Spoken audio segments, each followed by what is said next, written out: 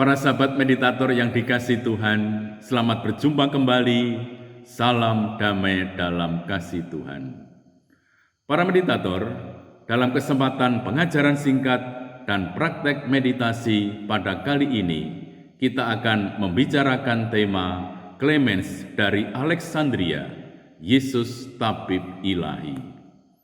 Kita akan mendengarkan bacaan yang diambil dari Injil Matius, bab 13, ayat 10 sampai dengan 13. Mari kita mengawalinya dengan membuat tanda salib. Dalam nama Bapa dan Putra dan Roh Kudus. Amin. Maka datanglah murid-murid Yesus dan bertanya kepadanya, "Mengapa engkau berkata-kata kepada mereka dalam perumpamaan?" Jawab Yesus, "Kepadamu diberi karunia untuk mengetahui rahasia kerajaan surga, tetapi kepada mereka tidak. Karena siapa yang mempunyai, kepadanya akan diberi, sehingga ia berkelimpahan. Tetapi siapa yang tidak mempunyai, apapun juga yang ada padanya akan diambil daripadanya. Itulah sebabnya aku berkata-kata dalam perumpamaan kepada mereka. Karena sekalipun melihat, mereka tidak melihat, dan sekalipun mendengar, mereka tidak mendengar dan tidak mengerti." Demikianlah Injil Tuhan. Terpujilah Kristus. Para sahabat yang terkasih, proses beriman itu sebenarnya identik dengan sebuah proses belajar. Di bangku sekolah, kita belajar banyak hal yang belum kita mengerti. Nah, ketika kita tidak mengerti suatu pelajaran, apa yang akan kita lakukan? Tentu kita akan lebih tekun belajar dan berani bertanya. Jadi, orang yang bertumbuh dalam pengertian adalah orang yang memelihara sikap haus untuk belajar dan berani bertanya.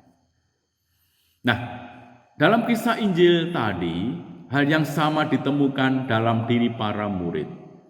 Para murid tidak mengerti dan mereka bertanya, mengapa Yesus mengajar orang banyak dengan perumpamaan? Yesus memakai perumpamaan untuk beberapa fungsi. Pertama, untuk menegaskan sifat misteri atau rahasia kerajaan surga. Untuk masuk kerajaan surga, perlu pencerahan yang datang dari pihak Allah, yang harus ditanggapi dengan iman.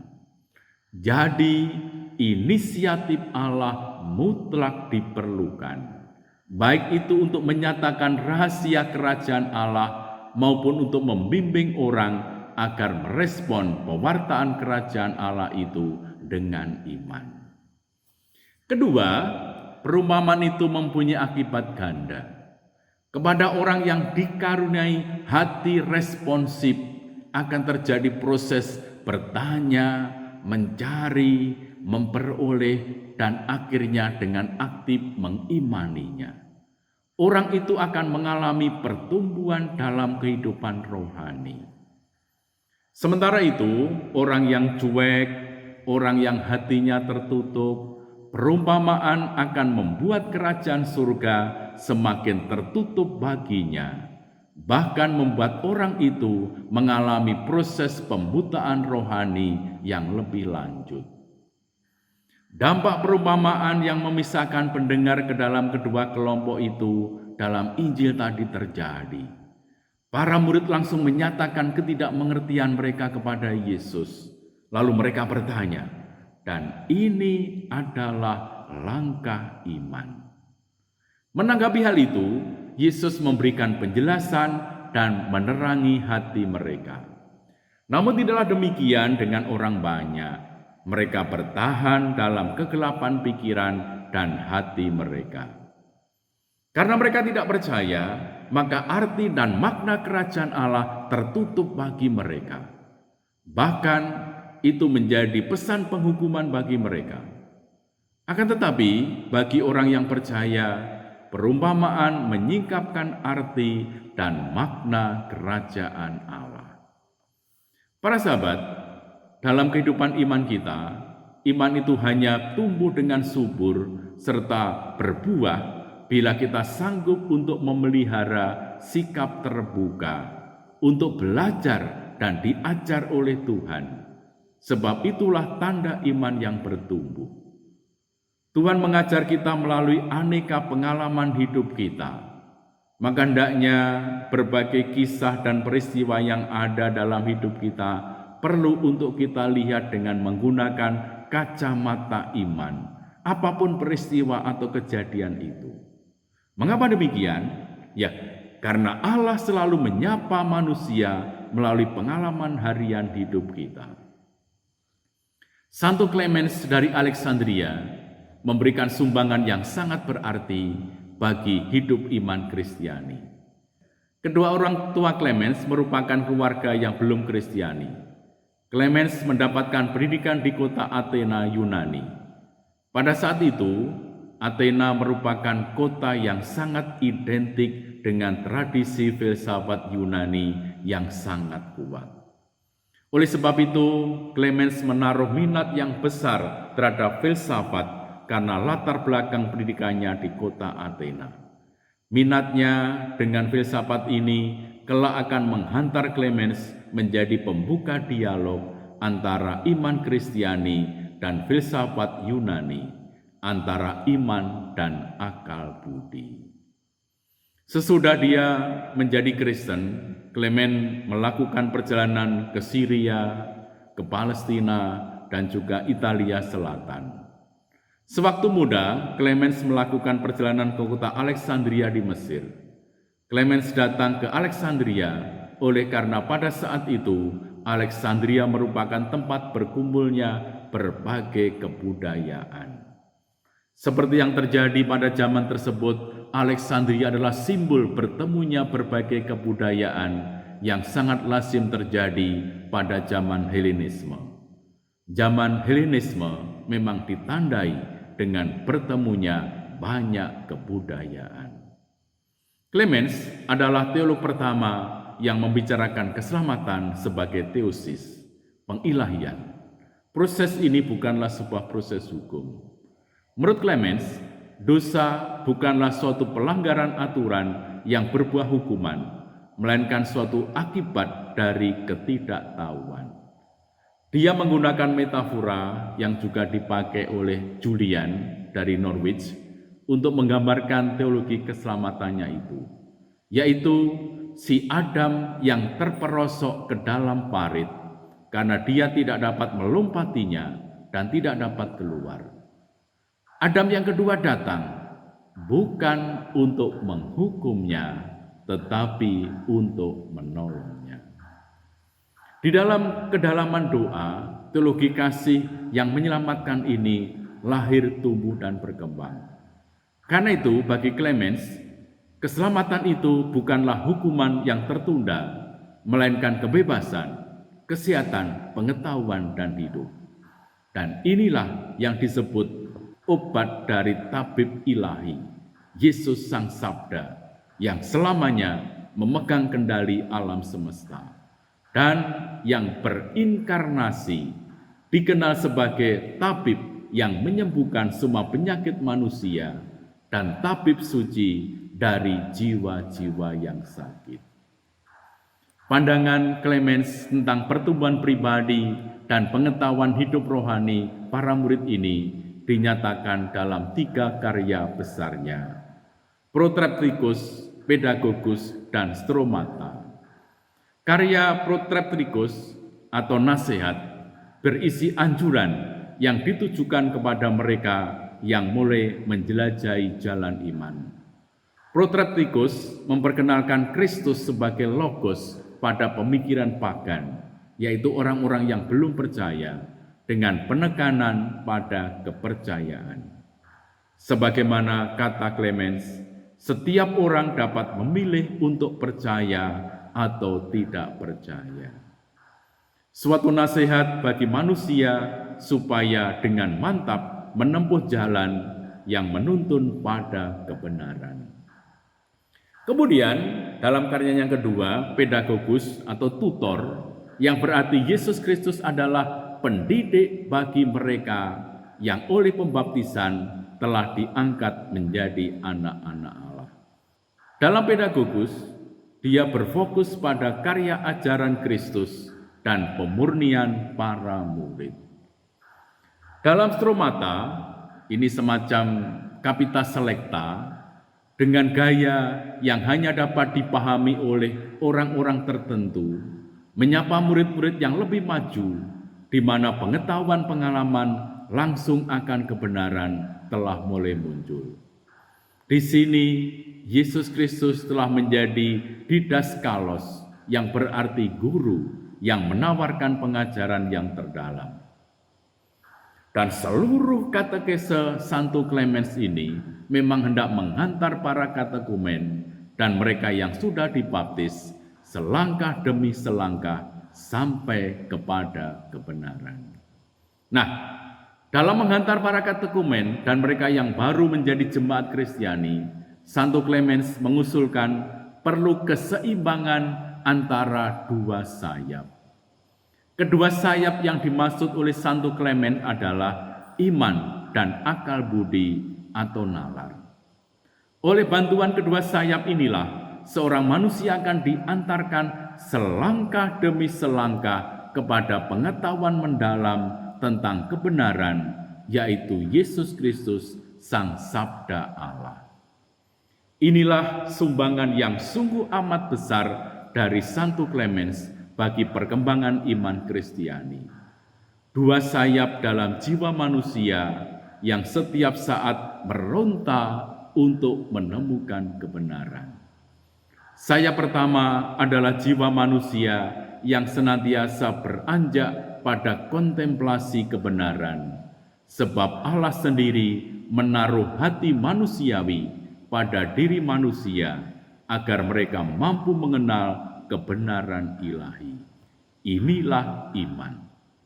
Sayap kedua adalah jiwa dari hati manusiawi untuk mengenal dirinya sendiri, supaya dengan mengenal diri sendiri juga dapat mengenal Allah dan mengasihi semua orang, yakni akal budi atau nalar.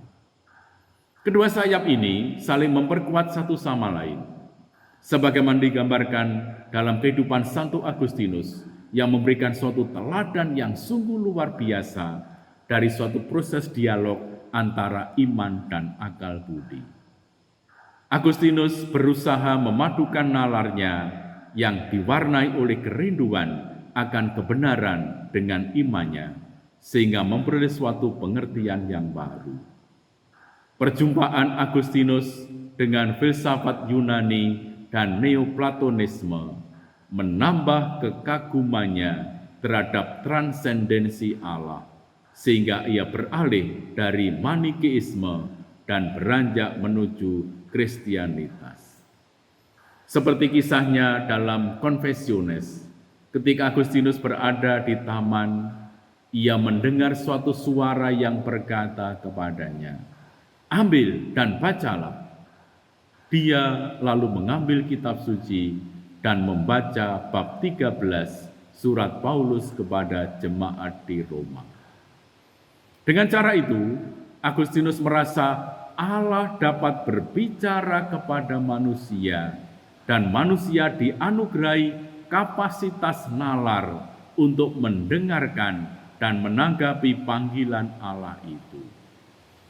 Tidak hanya berhenti di situ, Agustinus yang rajin mendengarkan sabda Allah juga memadukannya dengan pengalaman indrawi, dan dari sana ia menemukan terang yang memancar dari dalam, yaitu terang cinta kasih. Dengan melihat dari kacamata iman, seseorang kan mampu menyelami dan mewujudkan kasih yang nyata. Demikian pula juga dengan Ratzinger, Paus Benediktus ke-16, mengembangkan hubungan antara iman dan nalar dalam menanggapi situasi masyarakat pasca sekular. Menurut Ratzinger, relativisme telah menggerogoti hati manusiawi yang Allah berikan kepada manusia. Manusia berlomba-lomba mempersempit kebenaran pada otentisitas subjektif individual yang pada titik tertentu sungguh mengancam manusia, sebab kebenaran tidak lagi berdasar pada martabat manusiawi tertentu, melainkan dari tolok ukur pandangan tertentu. Sesungguhnya kebenaran lahir dari kasih, sebab iman bukanlah sesuatu yang kaku, tetapi sesuatu yang terus tumbuh dalam kebersamaan penuh hormat dengan orang lain. Kebenaran sejati memampukan manusia untuk memberikan kesaksian dan berdialog dengan semua orang. Begitu pula juga ditegaskan oleh Paus Fransiskus, terang kasih yang selaras dengan iman itu dapat menerangi persoalan-persoalan tentang kebenaran yang diajukan orang-orang zaman ini. Santo Clemens mengajarkan bahwa tujuan akhir manusia adalah menjadi serupa dengan Allah. Pada saat penciptaan, Allah telah memberikan anugerah ini pada manusia. Inilah yang disebut oleh Santo Thomas Aquinas connaturalite, bawaan dari lahir. Hal ini menjadi tantangan bagi manusia bagaimana bisa mengetahui kenyataan-kenyataan ilahi dengan iman yang dihayati, serta mempraktekkan tindak keutamaan di dalam kehidupannya. Sebagaimana maksud dari inkarnasi Allah adalah pengilahian manusia, Sang Sabda lahir menjadi manusia agar manusia diilahikan. Kontemplasi dipandang sebagai karya kasih. Semakin orang mengasihi Allah, semakin dalam dia masuk dalam hidup Allah, semakin serupa dengan Allah. Demikian kata Santo Clement dari Alexandria ini. Santo Clement mengembangkan iman Kristiani melalui ayat-ayat dan kitab Kejadian yang mengatakan bahwa manusia tercipta dalam gambar dan rupa Allah. Di sini Santo Clemens menangkap ide dari Plato. Menurut Plato, nous atau pikiran, bagian jiwa terdalam yang memungkinkan kita untuk mengenal Allah. Pikiran atau nous ini bukanlah dimaksudkan sebagai intelek. Yang lebih mendekati fungsi pikiran tersebut adalah budi dalam bahasa Sanskerta atau hati dalam bahasa kitab suci. Bagi Clemens, nous atau pikiran adalah makna dari manusia sebagai gambar Allah, dan ini merupakan organ doa. Menurut Clemens, orang yang sempurna tidak hanya berusaha menghindari kejahatan, ia juga tidak berbuat baik karena takut akan hukuman. Orang yang sempurna melakukan kebaikan melalui cinta. Tindakannya tidaklah dimotivasi oleh keinginan untuk kepentingan pribadi, sehingga dia tidak memiliki keuntungan pribadi sebagai tujuannya. Tetapi segera setelah ia menyadari keindahan dari perbuatan baik itu, dia melakukannya dengan seluruh energinya dan dalam semua yang dia lakukan. Dia tidak tertarik pada ketenaran atau reputasi yang baik atau penghargaan-penghargaan manusiawi. Sempurna baginya adalah menjadi gambar dan rupa Allah. Menjadi gambar Allah bagi para pemikir mistik seperti Santo Clemens berarti tidak dalam keadaan beku, melainkan sebuah proses dinamis. Kita akan menjadi seperti seorang makhluk dalam proses persatuan yang harmonis dengan Allah. Nah, para sahabat meditator, ketekunan dalam bermeditasi kiranya akan membantu kita untuk menyeimbangkan dua sayap, iman dan akal budi. Dengan demikian akan semakin membantu kita untuk sampai kebenaran di dalam Yesus dan semakin masuk dalam persatuan yang intim dengan Allah.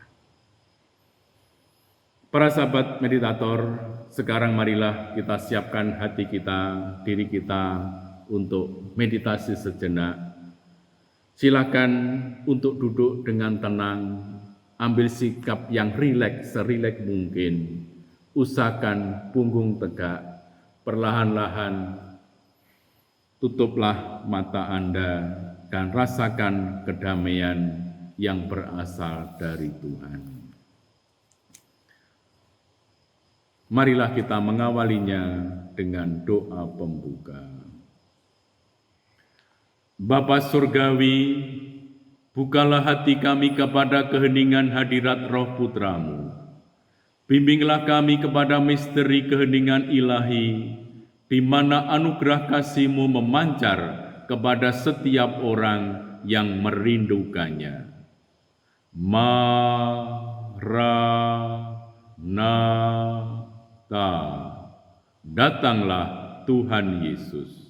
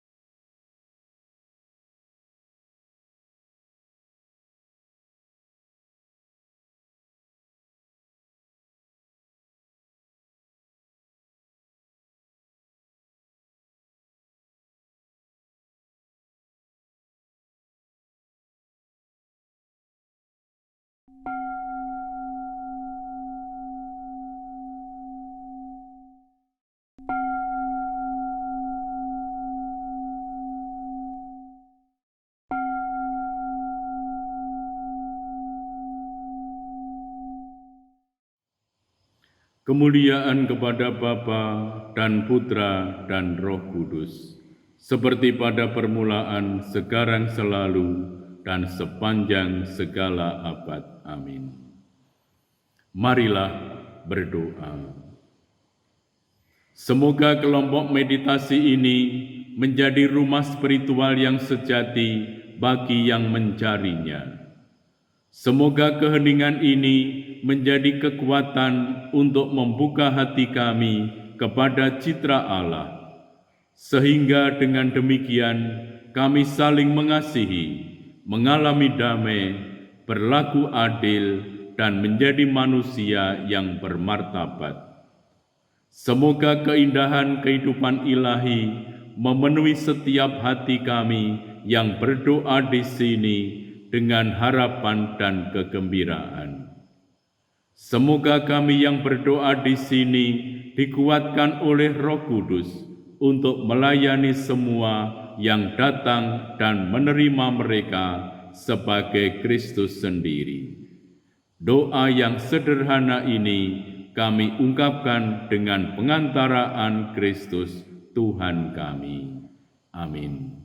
Tuhan bersamamu dan bersama rohmu. Semoga saudara sekalian dibimbing, dilindungi, dan dikuatkan oleh berkat Allah yang Maha Kuasa, Bapa dan Putra dan Roh Kudus. Amin.